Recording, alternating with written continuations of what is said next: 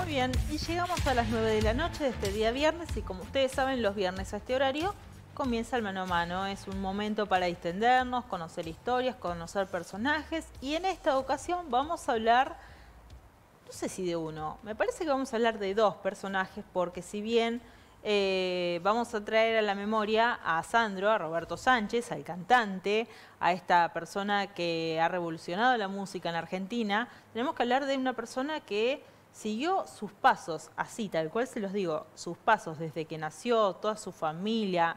Estoy hablando de Darío Suárez, que me va a contar un poco sobre este fanatismo que lo inundó de tal manera que lo llevó a vivir la vida de Sandro prácticamente. Fue así. ¿Qué tal, Darío? Hola, ¿qué tal? Bueno, sí, es un poco así. Por ahí corrijo lo del fanatismo. Ajá, bueno. Porque no, leí muchas veces que el fanático en sí no puede distinguir entre lo que está bien y lo que está mal de su ídolo. Es cierto. Y el hecho de haber investigado, el haber estado cerca de la persona como el artista, uno como que humaniza más a ese artista y puede conocerlo mejor, ¿no? Dejando de lado ese enceguecimiento que da el fanatismo. Exactamente, exactamente. Bueno, yo quiero preguntar, ¿desde dónde nace todo esto? ¿No? Este amor por Sandro, porque bueno, hay que empezar a seguir. Y es raro que un hombre empiece a seguir a un artista hombre también, por lo general siempre es desde el lado de la mujer. ¿Cómo es eso? ¿Cómo fue empezar a admirarlo a Sandro de tal manera? Bueno, el tema entre hombre o mujer tiene que ver no desde la persona, sino por su obra, sus letras, su poesía. Siempre digo, desde muy pequeño en casa se escuchaba Sandro. Mi madre en los discos de pasta era hasta que hacían ruido, ¿no? Que giraban. Y yo era muy chico, tenía 8 o 10 años, cuando ya lo escuchaba. Y me causaba sorpresa ver en casa cómo era parte de la familia prácticamente. Y después, a medida que fui creciendo, con todo el material que había en casa a través de mi madre, empecé a ver las letras, a sentirlas desde otro lugar, a su poesía, y incluso uno, cuando va teniendo vivencias, se va identificando con esas letras. Y bueno, esa admiración fue aumentando y fui acumulando también material, clasificando, que eso es muy importante, tener un orden para saber lo que uno tiene. Y hasta que una vez se me dio ese material, ya pasados mis 20 años largos, plasmarlo en un libro. Exactamente, exactamente. Y antes de llegar al libro, yo quiero saber, bueno, esa conexión, esa relación con él, porque hay fotos, lo estamos viendo en este momento. Digo, ¿cómo fue encontrarse con él personalmente, hablar, decirle, bueno, yo vengo recolectando imágenes, historias, anécdotas, recortes de revistas en entrevistas donde dice tal o cual cosa? ¿Cómo fue ese mano a mano como estamos teniendo? Esa primera vez. Exactamente, esa primera vez. Bueno, yo trabajaba en una época, a mí siempre también me gustó el tema del arte gráfico. Trabajé en en todos los diarios de Junín de época, que algunos ya no están. Y en ese momento yo trabajaba en semanario y venía Sandro, hacía una visita a Junín y, bueno, como sabían de mi admiración, el director del diario me ofreció acompañar al periodista y al fotógrafo a ese encuentro. Claro. Y a veces me avergüenza cuando escucho esa entrevista, esa charla que tuve con él, porque prácticamente hablaba yo. O sea, le hacía la pregunta y Sandro respiraba para responderme y yo ya tenía la respuesta, porque yo le preguntaba cosas que yo ya las sabía, pero era tanta la ansiedad, el entusiasmo, y bueno, a él también le causaba mucha gracia las cosas que yo le preguntaba y las que sabía. Por ejemplo, Él acababa de venir de Puerto Rico, donde le habían dado un premio muy importante y todavía no había habido la repercusión necesaria, no eran las redes y no era todo tan inmediato. Y yo ya le hablaba sobre eso, que hacía muy poco tiempo que había sucedido, Claro. ¿no?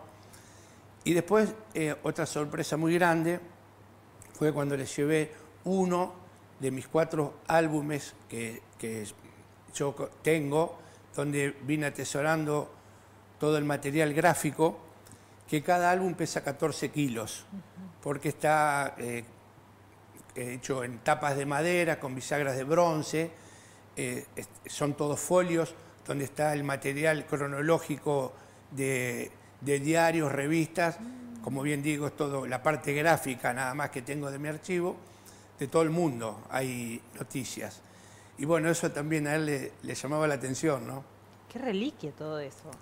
Sí, además un trabajo de Sí, eso ni meses, hablar, ¿no? años de dedicación, ¿no? Bien, qué prolijidad y qué reliquia. Bueno, y a través de toda esa documentación se llegó a este libro, Sandro, el ídolo, que lo tengo aquí, que es autoría suya. Sí. Pasa que ese libro está enriquecido, más allá del material de colección con el que te digo, ¿no? Que fui a las fuentes de cada una de las personas que podían darme su testimonio. Entrevisté a sus compañeros de colegio, a su mecánico, a sus músicos, a sus vecinos, a vecinos de los papás, y eso fue dándole un tinte que hizo el libro más llevadero y diría, de información inédita en muchos casos hasta el momento, que no se conocía de Sandro. Por ejemplo, tengo el orgullo de decir que después de 30 años de la disolución de Los de Fuego, los volví a reunir en casa de uno de ellos y, bueno, que me sentí muy cómodo, cantaron para mí después de 30 años, me dieron su testimonio, material, y todo eso también fue volcado en el libro. Claro. O sea, cosas que a mí me enriquecieron también, ¿no? Bueno, ¿cómo fue escribir la primera palabra y cómo se empezó, no? Porque me imagino que también, yo me imagino, ¿no? Estoy tratando de llevar toda esta historia al momento. Todo la documentación, una hoja en blanco, porque computadora en ese momento... Sí, era pero con la pantalla... la grandote, sí. bien, porque año 97, Sí. 96, 97. Y después, grabaciones y demás cosas, digo, debe haber sido todo un mundo. Y bueno, ¿y acá por dónde arranco? Bueno, ¿hubo un guión, hubo alguien que orientó cómo empecé a escribir las primeras líneas por lo menos? No, fue una aventura. Fue mucho coraje. No, más que nada, a mí siempre me gustó escribir. Y empecé como se diría, que parece lo obvio, pero empecé por el principio. ¿Cuál es? Por su nacimiento. Bueno, de hecho tengo mucha documentación que son los pilares del libro. Tengo la partida de nacimiento de Sandro, tengo las notas del colegio primario certificadas por el Ministerio de Educación, cada uno de los grados.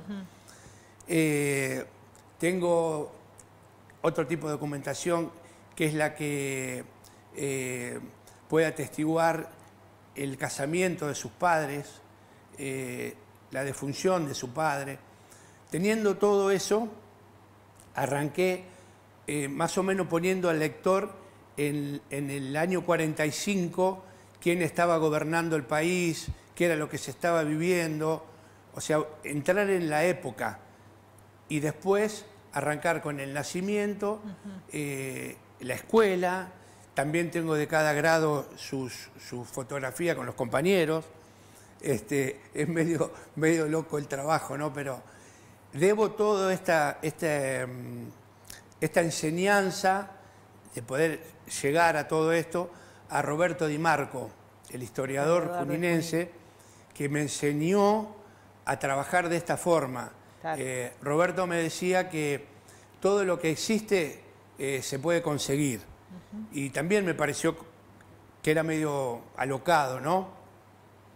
Pero una vez me preguntó, ¿cuándo nació Sandro, Roberto? Entonces le dije, el 19 de agosto de 1945. Y me dice, ¿y cómo sabes eso? Y porque Sandro lo dijo. Y me dijo, no, eso no sirve. Claro. Y me dio risa, ¿no? Me dice, vos tenés que tener la partida de nacimiento. Y imagínate que yo no le iba a ir a pedir a Sandro su partida. Claro. Bueno, y él me enseñó cómo conseguir eso, cómo conseguir las notificaciones, las calificaciones del ministerio, y toda una serie de otros trabajos para largar un trabajo realmente serio, responsable, y como premio, diríamos, que una editorial tan prestigiosa como Planeta se interesara en mi trabajo, ¿no? Fui el primer sorprendido. ¿Cuánto tiempo de trabajo, sentarse a escribir, delimitar, ¿no?, cada capítulo, cada parte de la historia? ¿Cuánto tiempo llevó a armar el libro? Bueno, escribirlo me llevó un año aproximadamente, con la ventaja que, como te digo, tenía un orden. O sea, yo tengo ordenado por años cuáles fueron los temas, los trabajos discográficos que sacó, qué películas, en qué cine, día, mes y año se estrenaron, quiénes participaron, quiénes fueron los directores. Una vez que tenés el orden, es ir hilvanando con diálogos y entrevistas para que sea llevadero, y eso requirió muchos viajes a Buenos Aires y ubicar gente y tratar de hacer una cadena, que uno te decía, ah, hay otro compañero de tal lado y hay, qué sé yo, un artista me comunicaba con otro artista, con otro músico, y yo siempre cuento que por ahí estaba en Buenos Aires y había, qué sé yo, llegado a las 7 de la mañana, los fines de semana, trabajando en esto, que a lo mejor me encontraba en algún lugar y eran las 5 de la tarde y me daba cuenta que me había olvidado de almorzar. Así como te digo, o sea, me había pasado el mediodía y no sentía hambre, no sentía sed, era tan el entusiasmo que sentí en ese momento de hacer todo esto que bueno, para mí no fue un trabajo, ¿no? No, se nota que no, porque se habla con una pasión que la verdad que la transmite. Y además con un personaje que tan característico de Argentina, como decía hoy, de como fue Sandro en su momento, hasta los últimos días de su vida, hay que decir la verdad, ¿no? Sandro transmitía algo particular, sobre todo a quienes más lo seguían. Lo difícil de esto, que creo que fue la prueba de fuego, que esto fue hecho con Sandro en vida. Claro. Porque sin desmerecer, después han salido otros trabajos o se han hecho otros, no sé si llamarle investigaciones. Roberto tenía otra frase muy linda que a mí me sirvió, y Roberto me decía, felices los que nos copian, porque de ellos serán nuestros errores. Y me he dado cuenta que me han copiado cosas, no por mis errores, sino por la forma en que he escrito o hecho algo, y veo que después aparece de manera casi calcada, ¿no? Y bueno, pero vuelvo a lo que me decías, el hecho de haberlo hecho con Sandro en vida fue una prueba importante. Bueno, este libro se publica, ¿llega a manos de él? ¿Lo conoce él? Sí. Sí, el primer libro que me da la editorial llega a las manos de Sandro. Y tengo un diálogo, un audio donde hablamos los dos sobre el libro, donde Sandro, además de agradecerme por el trabajo, que resalta que está hecho con mucho respeto, que eso es lo que yo hice prevalecer, me dice en ese diálogo que cuando él y su gente tenían alguna duda sobre alguna información de su carrera, sobre algo que no lo tenían claro, recurrían a mi libro. Eso, escucharlo en la voz de Sandro, creo que es el mayor premio, ¿no?, al trabajo.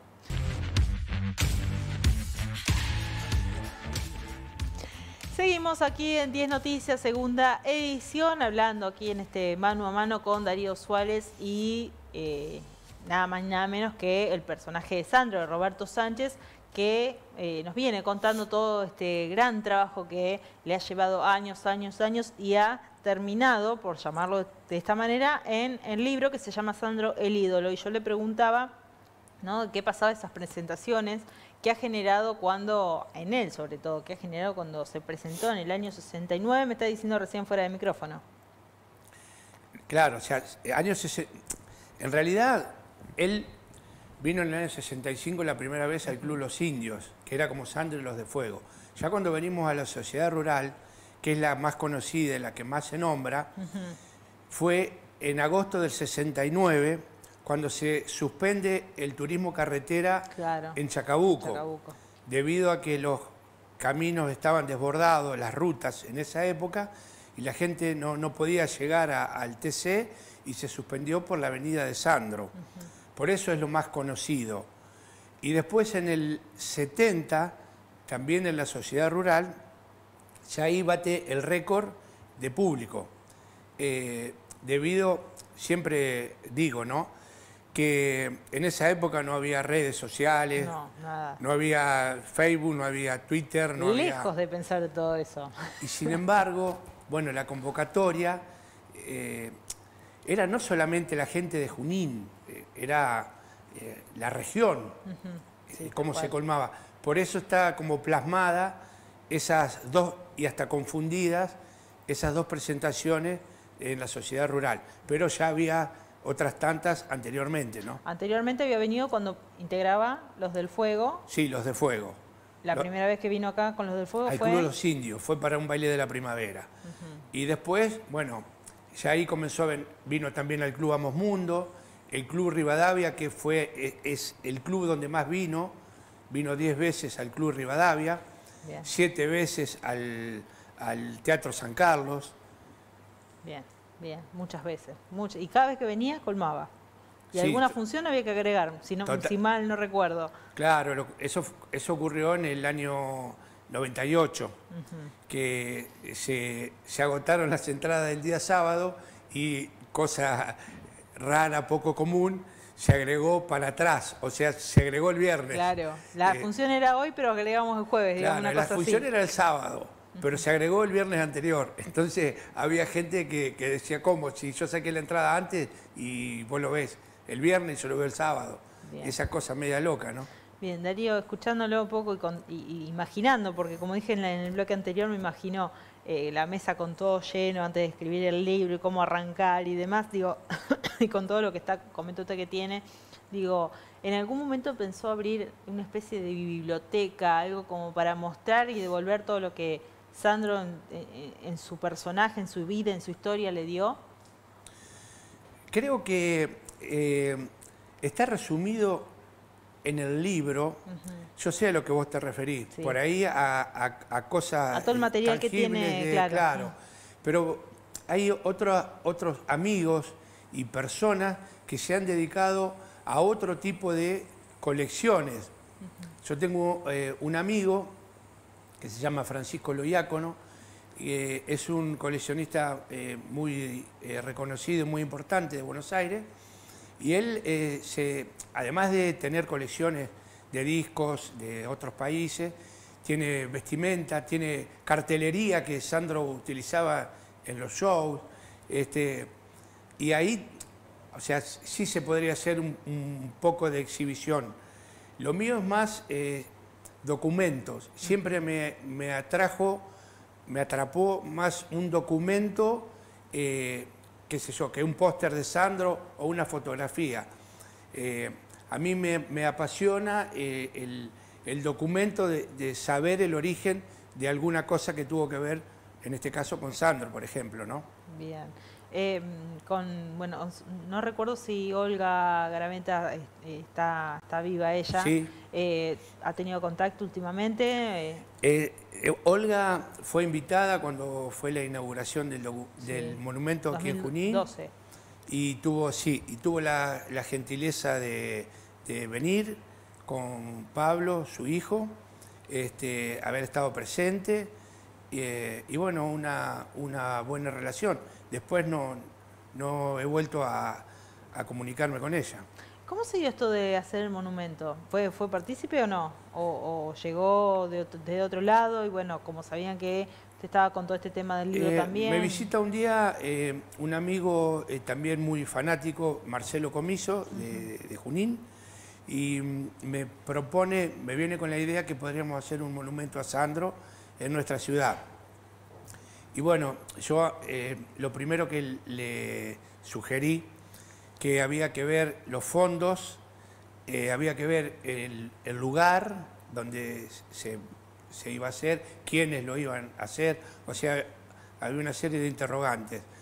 Y le propuse que él se contactara con gente de su confianza y entorno, y yo de mi parte, de unirnos y resolver, bueno, todos esos interrogantes. Y así fue un poco, ¿no? Con el tema que siempre se comienza en un montón y claro, con el trabajo fuimos quedando unos pocos, ¿no? Exacto. ¿Y por qué surgió el Parque Natural? La rotonda, digamos, que está del lado de ¿cómo es? De donde, bueno, donde mucha gente va a pescar. De la caída del agua. De la caída del agua, claro. Gracias. Bueno, nosotros no solamente solicitamos al municipio un lugar que estuviera autorizado.